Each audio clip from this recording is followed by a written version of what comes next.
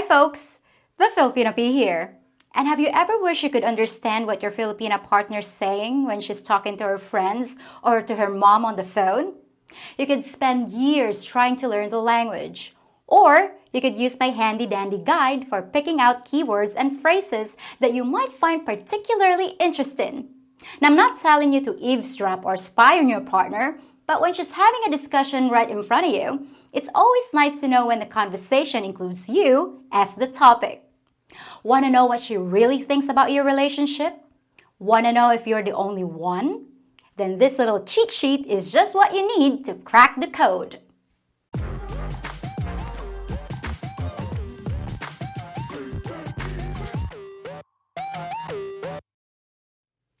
Now, of course, you can also use these phrases to impress the Filipino with your knowledge of our language. We love it when you show an interest in our dialects, and we always think it's cute when you try to pronounce our words. Even if you pronounce something perfectly, you might hear us giggle, but that's only because we're flattered that you're trying at all. On the other hand, many of the things I'm about to tell you aren't exactly fit for polite conversation. So you might want to keep your newfound knowledge to yourself. There are benefits to being a fly on the wall, as you're about to see.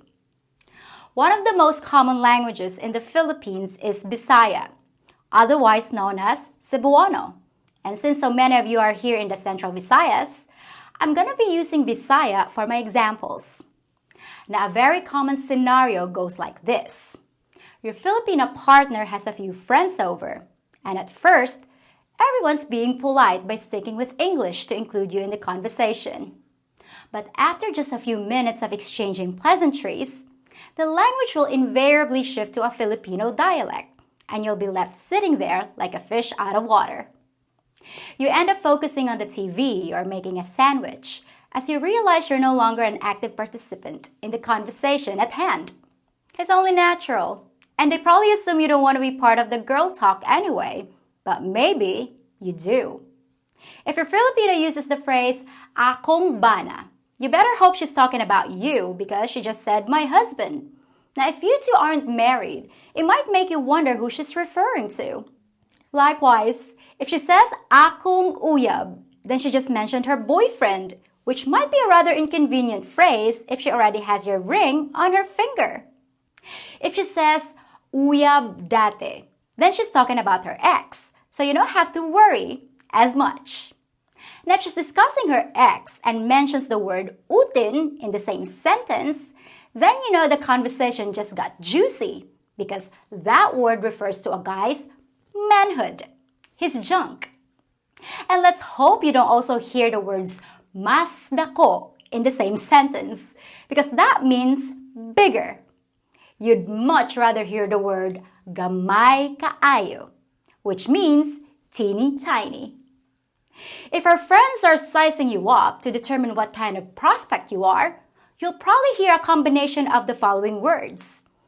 Iyang trabaho means his occupation. Pensyon means they're asking about your pension. And kanusa mo magminyo means when are you getting married? Pay careful attention to her response, which could be hapit na, soon, dili gyud, never, or gitrabaho pa nako, which means I'm working on it. This will give you a good idea of her future intentions, or at least what she's telling her friends. One thing you never want to hear is namakak ako, which means she's admitting to lying about something. And you'll definitely want to memorize the words that come after that so you can have them translated. The same goes for the phrase, wala siya kabalo, which means there's something you don't know about. So let's just hope she's talking about winning the lottery instead of a kid she's got hidden at her cousin's house. Here are some other adjectives that might interest you, especially if your partner seems to be directing them towards you, or her friends keep making eye contact in your direction while she's talking. Guapo means handsome. Bugo means idiot. Pasikat means show off. Matinahuron means respectful. Gahig ulo means stubborn. Tihik means cheap or stingy, also known as Cheap Charlie. Buutan means kind or caring. Tapulan means lazy.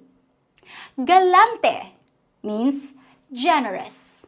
And this one's kind of interesting, the word stricto or strict, but it means something a little different to what you may be thinking. It means someone who's domineering and set in their ways. People who are stricto are no fun. But it's even worse to be called bastos, lauay, or walay batasan, which all pretty much mean jackass. Now I could also tell you every curse word in the book, but I bet YouTube has a demonetization filter to detect foul language even in Bisaya. So maybe I'll save that video for my Patreon page. Now let's say your partner's talking to her mom and you keep hearing the word cuarta. That means money. And you'll know the conversation just turned into a discussion about finances. If the volume suddenly increases to the level of an air raid siren, chances are it's turned into an argument about money, which is a weekly ritual between any self-respecting Filipino mother and daughter. Now the word you want to listen for next is hulam, which means to borrow. So hearing cuarta and hulam in the same sentence means that mama wants to borrow some money. So get ready for another family emergency with you cast in the role of savior. It's good to be forewarned about these things so you can have a chance to start formulating all the reasons why you're suddenly broke. Another hot topic of conversation might revolve around the word apo, which means grandkids. If you don't have any children yet, or even if you made it perfectly clear that none are to be expected, at least you'll know that your partner's getting a dose of the old dog whistle about offspring. And if your mother-in-law has access to your house, it might be time to double-check for holes in the condoms. Now, when a Western woman is wrapping up a conversation with her mom, it's customary to hear the phrase, love you, before hanging up. In Bisaya, that phrase is gihigugma tika. But you very rarely hear those words exchanged between parent and child. If you do hear it, it's a sign that she has a healthy relationship with her mom, which is a very good thing, especially in our culture. And that's one of the biggest differences between the Philippines and the West. When it's a Filipino man trying to court a woman, he professes his love in exaggerated and flowery terms. To you, he'd sound like a simp, saying things right out of Shakespeare like, by the roses of the spring shall I compare thee to a summer's day. But when you're talking to a parent, the love is implied but never spoken. What a shame. I like Shakespeare better. So now let's look at a few common phrases you're gonna hear all the time, but probably have no idea what they mean. If someone's in a position they can't do anything about, you might hear him say, bahala na si Batman, which literally means leave it to Batman. I don't know why we choose that particular superhero to pin our hopes on, because he doesn't have any superpowers anyway. But the next time you hear a Filipino mention his name, that's probably why. When members of the opposite sex are hanging out together and alcohol is involved, you might hear someone say, basta may alak, may balak, which means wine with intention, implying that someone's trying to get the other one drunk in order to facilitate a little fooling around. So if a woman asks you out for a drink and her friend says, basta may alak, may balak, you'll know it might just be your lucky night. If you ask a Filipino a question and they respond with pagputi ng uwak, you can take their answer as a definite no. The phrase means when crows turn white, and it's the equivalent of when pigs fly. And sometimes you can pick up the gist of a phrase just by picking out the English words you already know. We have a habit of slipping into Taglish, which is a combination of English and Tagalog, or whatever else we're speaking. If you ever tried to watch our local news, you probably caught just enough words to know what the story was about. And you can do the same thing when listening to a conversation between your Filipina and her friends. Hopefully, you'll be able to recognize quite a few of the words before your partner realizes how much you could decipher. Now, this video was more for fun than for espionage. And please remember that small differences in context or intonation can make a big difference in meaning. So don't go using this guide as grounds for any accusations against your Filipina. I hope you at least picked up a couple useful words and phrases, and that it actually brings the two of you closer together. If not, please let me know how many fights I started. Anyway, that's it for this episode.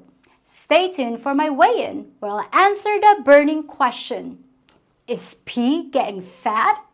And as always, I'll be back on Tuesday with something new. Till then, folks. Now, some of you might remember that I went to the US a few months ago, and a lot of you kept asking me if I gained any weight. I promised to do weigh-ins live on camera. I don't know why I said yes, but anyway, we did it. Last time I weighed myself was back in October. I was still in the US. This was before I left the US to come home here to the Philippines. So from 112 pounds, I ended up being 119 pounds. So I gained 7 pounds. So my height is about 5'5", and I think that weight is a little too much to tolerate. Well, I'm sorry guys, I was on a vacation. I was eating a lot, the irresistible American food, those burgers, those fries, those pizzas. And the best pizza so far that I have tried was from St. Augustine, from Pizza Alley. So I know a lot of you would say, oh, you should have tried New York style pizza or the Chicago style pizza. Maybe next time, guys. So anyway, it's February. Let's check if there are any changes. Let's do this.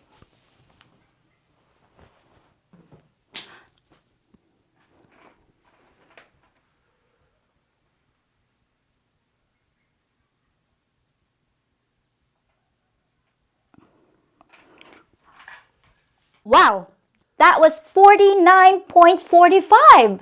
So maybe we just round up about 50 kilos. Yay! So that's about 111 pounds. It's like a sack of rice. I'm like a big sack of rice. So anyway, I'm happy. Maybe we can still continue to be ready for the beach. Because here in the Philippines, it's going to be the season of beaches because it's summer here. I know it's spring back in your country or in the West. But anyway, maybe we can do more travel vlogs. That would be exciting. So, see you soon. Bye.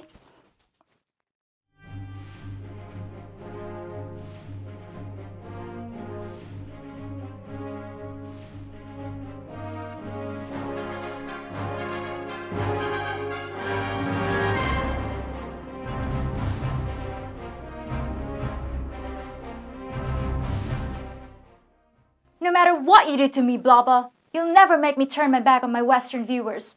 I'll always tell them the truth about the Philippines. The good, the bad, and the ugly. Oh.